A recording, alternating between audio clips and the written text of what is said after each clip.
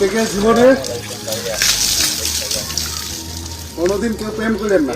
প্রেমিকার কাছ থেকে পাওয়া আঘাত সইতে না পেরে 40 কেজি দুধ দিয়ে গোসল করলেন কুড়িগ্রাম জেলার কেবলের ভিটা গ্রামের যুবক নাজমুল। কেউ প্রেম করেন না, আজকে থেকে এই যে জীবনে প্রেম বাদ, প্রেম সব শেষ। যদি কেউ প্রেম করতে চান তাহলে বিয়ের পরে প্রেম করেন, তার আগে কেউ প্রেম করেন না। গোসল শেষে জীবনে আর কোনোদিন প্রেম করবেন না বলেও শপথ নেন এই যুবক। আমি এই মনে আজকে শপথ করেছি যে আমার মতো কেউ যেন এত ভালো কোনো মেয়েদের বাসে না।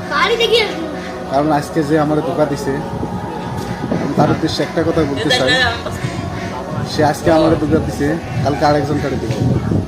তার উদ্দেশ্যে একটাই বলতে চাই, সে ভালো হয়ে যাবে, সে ভালো হয়ে যাবে, এটাই তার উদ্দেশ্যে আমি কথা বলতে চাই।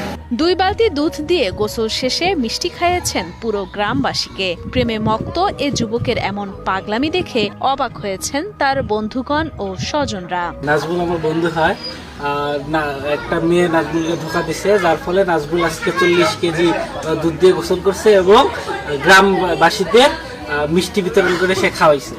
আর সে প্রতিজ্ঞা করছে যে সে যাতে বিয়ের আগে কোনো প্রেম করবে না, বিয়ের পরেই সে প্রেম করবে, বিয়ের আগে সে কোনো ধরনের প্রেম কিংবা কোনো মেয়ে ধরনের সম্পর্কে সংগঠিত হবে। ছোটবেলা থেকেই একসাথেই চলাফেরা করি, যেখানে সেখানে একসাথেই যাই।